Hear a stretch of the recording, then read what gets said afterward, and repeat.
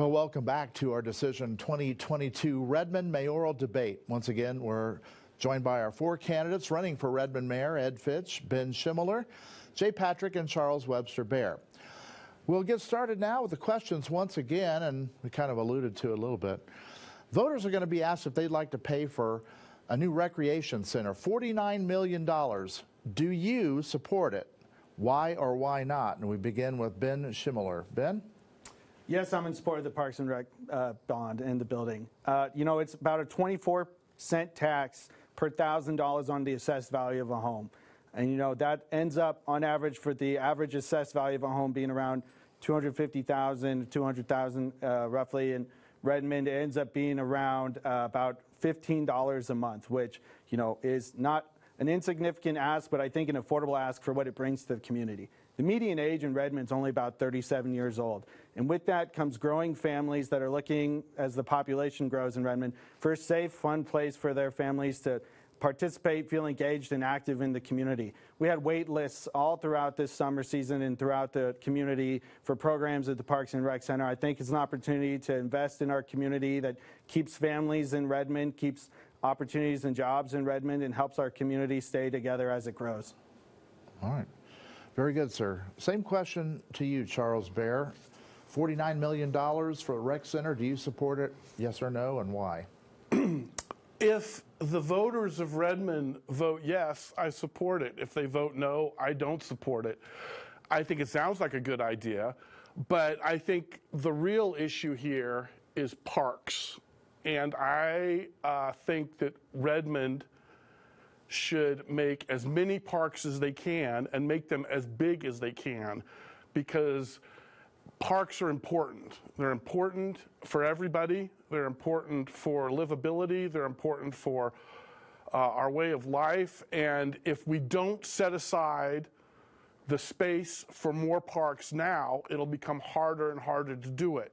So I say we do it now and we do it big, and then we're safe, and we don't have to worry about that issue as much, because I think parks are the important issue here.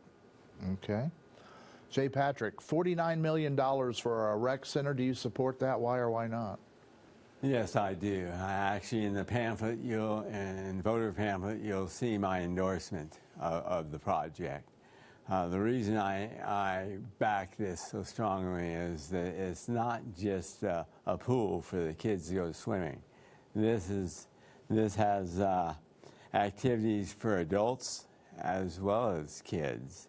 And the city of Redmond needs some place for activity other than sitting at home watching TV. And I believe this is a great example. The Redmond Parks and Rec have worked years. The directors there for free. They don't get paid, and they have always tried to do the best they can. So I think it's Redmond's chance to make something positive happen, and I hope it does.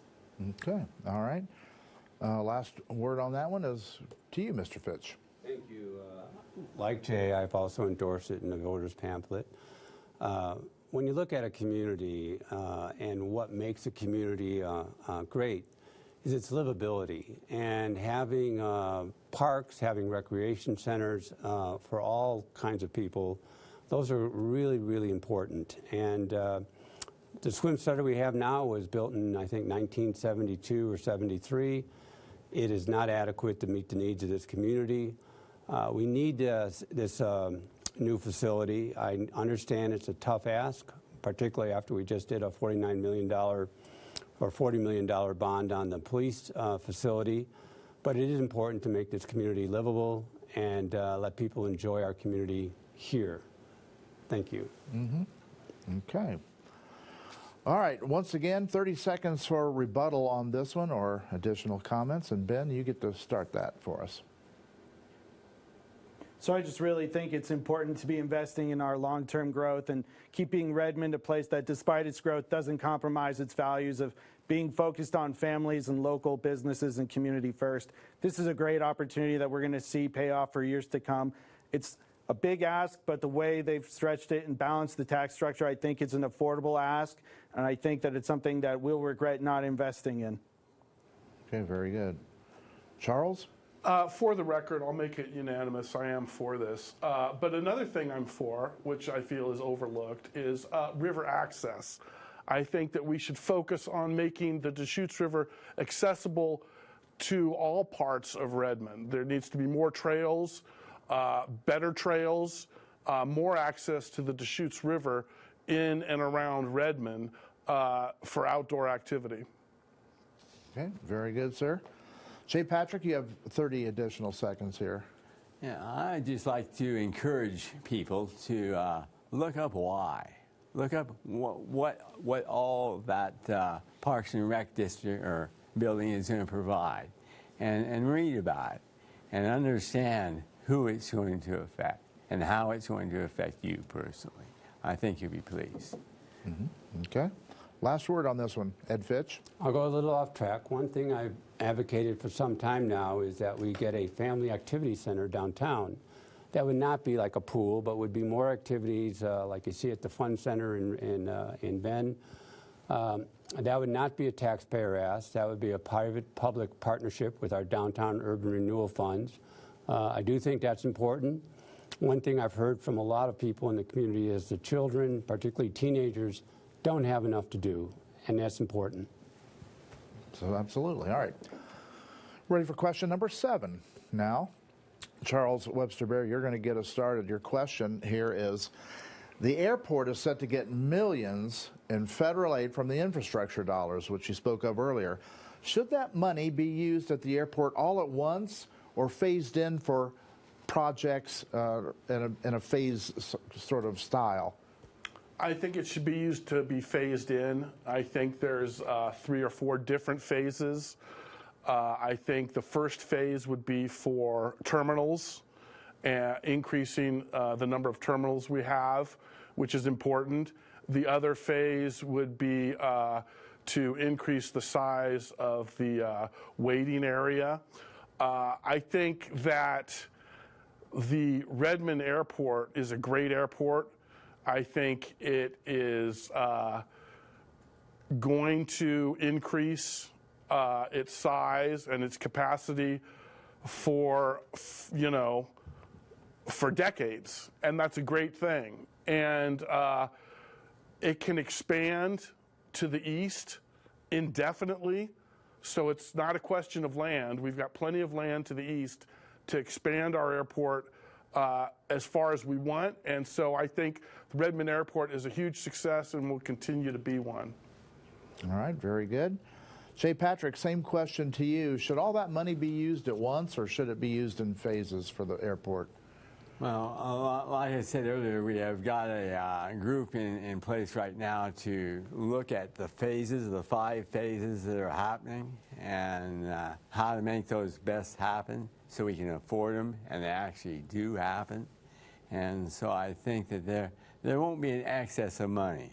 We will hopefully get some grants, FAA grants, and be able to build all 5 phases of our expansion, and so we can house more planes on site and have more opportunity to get more flights out of the area and more long distance flights. Okay. Mr. Fitch, same question to you, sir. There is obviously a logical sequence to the expansion of the airport. Certain things have to happen before the next phase can even occur. So we'll go in phases. The important thing about the airport is it's just not a Redmond asset. It's a regional airport. And we need to build a regional coalition on how to get that funding, particularly with the FAA and with our congressional delegation. The airport's going to become more and more important as years go on. I do think we also need to look aggressively at how we lease land at on these patent lands outside the airport perimeter so that we can generate more revenue for the airport. But I do think that we need to get a regional coalition together to aggressively look for money from Washington, D.C. Okay. Ben Schimmoller, same question. Spend it all at once or phase it out? It's definitely going to have to be phased as it logically progresses. I think that it's important too, as you see costs fluctuate, as we all know, building costs have increased throughout Central Oregon. And while that may initially seem like a drive to spend it all, it's actually more important to manage and complete a project completely before you move on to the next phase of the airport. And I agree the process of terminals to the waiting area and so on. And I think that it is important too that as there's not a guarantee that the funds will be there tomorrow, so it's going to be important to build those coalitions and not overspend or stretch out the money and leave projects half completed and underfunded. Okay. We're going to chat about this for 30 more seconds each. Charles Baer. Okay, as I said, the Redmond Airport will continue to grow to the east and the south. The Redmond Airport needs much more parking, and we have plenty of room for that to the north and the east. And I just want to reiterate what I already said about the transit hub. Redmond needs a huge transit hub right north of the airport, and the space is already there, and it's a big issue and a big need, and I think we should throw that in there as well. Thank you. All right, thank you. J. Patrick, you have 30 more seconds available. We have, you don't think about it an awful lot, but we have a lot of businesses that are at the airport that operate there. And I think as we grow the terminal, we're also going to look at growing those businesses who take care of the planes, the local general aviation planes, the jets that come in and out, as far as maintaining and mechanical work. I think those type of businesses will also grow. All right. Ed Fitch? You know, these plans, the airport, others, grow organically over years. And we've been looking at the terminal expansion for many, many years. I remember the first terminal building that we had was about the size of this room. The new terminal was done in the early 80s. We've expanded it periodically ever since then, and it'll go on. But we need to have a lot of regional participation in making sure that we have the appropriate funding for that project. Very good, sir. Ben, final word on the airport expansion. Should it be phased in? Should it be all the money being spent? You have 30 seconds, sir. So I would say that I'm the candidate here with the most experience and knowledge on helping work and bringing those funds back here to Central Oregon and Redmond, and working with those coalitions as well to fight for those dollars to keep our Redmond infrastructure airport growing, the regional airport, the key stakeholders I'm familiar with, and as well as relationships back in D.C. So I'm ready to fight for those dollars to keep our taxes low and those investments high. All right, very good, sir. Well, that's all the questions that we have. Now, each one of you will have 1 minute to make closing remarks, and we'll begin with this just as we began our program tonight. J. Patrick, you have 1 minute to tell us why you should be Redmond's mayor. All right. Well, I'll start off by saying I had thousands of hours of volunteer work at the city of Redmond, at a table in Redmond City Hall, working on problems, finding answers and solutions. And so I think, as you'll find, if you know me at all, I'm not going to be the loud mouth in the room. I'm a quiet voice, and I do a lot of listening.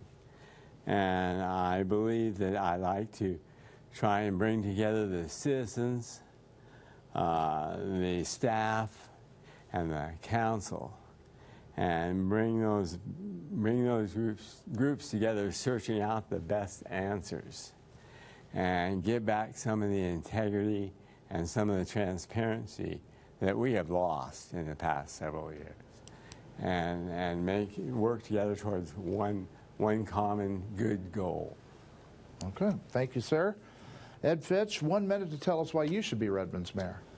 I do have the experience, and I wasn't a staffer for just 2 sessions. I've done it from Redmond for 40 years now. And I've been in D.C., I've been in Salem, I know how to get the money, but it's how you do it and what you come with is more important. We are going to have a new council, and what you want out of the mayor is to have someone with experience on how to get things done, and I do have that reputation. The other thing you want from a mayor is someone who you can trust. And the problem I have had in this campaign is that, Ben, your campaign has produced a lot of misinformation. There's been rumors about Jay's health. There was a like that you endorsed that I had committed fraud by selling gym memberships or doing something with irrigation water at Eagle Crest. Those are complete fabrications. So you need to know what you're talking about before you endorse it. And on the Facebook, you said I was forced out as mayor. That is patently untrue. You were about 9 years old at the time, so I'm going to give you the clippings from back then to show that I resigned and everyone was very satisfied with the job I did. Okay, we got to cut you off there, Mr. Fitch. 1 minute's all we got for this. Ben Schimmoller, you have a minute to tell us your closing remarks. So I'm the candidate that's invested in long-term success of Redmond. I'm a reflection of what tomorrow's needs are and how we need to build Redmond to be a place to support families for long-term success and growth, and a sustainable place for families to succeed and businesses to succeed in Redmond. You know, what Ed Fitch didn't mention here is that the reason he had to leave council was he moved out of the city. So I guarantee right now, if you elect me as mayor, I'll stay in the city limits and I'll vote and stay for Redmond for the entire time you elect me to serve, and I will stay there and fight for Redmond for years to come. Okay. Charles Baer, you get the last say tonight. 1 minute for your closing remarks. Okay, thank you very much. I would like to be mayor of Redmond, Oregon, for a lot of reasons. I'll have an open door policy, and every Monday that I am mayor of Redmond, Oregon, I will be in Centennial Park at noon, provided there's no snow or ice on the ground, to talk to anybody about anything until the sun goes down. And I don't see how you could have a more open door policy than that. I have a lot of new ideas on how Redmond can be a leader worldwide, and I think Oregonians have always been leaders, and I think Oregonians will always be leaders, and I think the world needs our leadership now more than ever. And I'm just very excited to be in the mix, very motivated, and very happy to be here, and thank you very much. Well, thank you, sir. Thanks to all of our candidates tonight. Fine job, gentlemen. That concludes tonight's mayoral debate, and that's our second of the season. We want to thank Ed Fitch, Ben Schimmoller, J. Patrick, and Charles Baer for taking the time to join us and help inform the voters. Now, we're going to post this debate to our website, ktvz.com. That'll be later tonight. We also want to let you know that News Channel 21 is televising the only Central Oregon debate among the three candidates running for governor. And you can see Christine Drazen, Tina Kotek, and Betsy Johnson square off next Tuesday night, September 27th. It'll be 6 p.m. right here on KTVZ. We're also going to be streaming it live on our website, ktvz.com, and on our News Channel 21 app. And now for the latest news and weather tonight, be sure to join us once again later for First at 10 on Fox. Thanks for joining us. Enjoy your evening.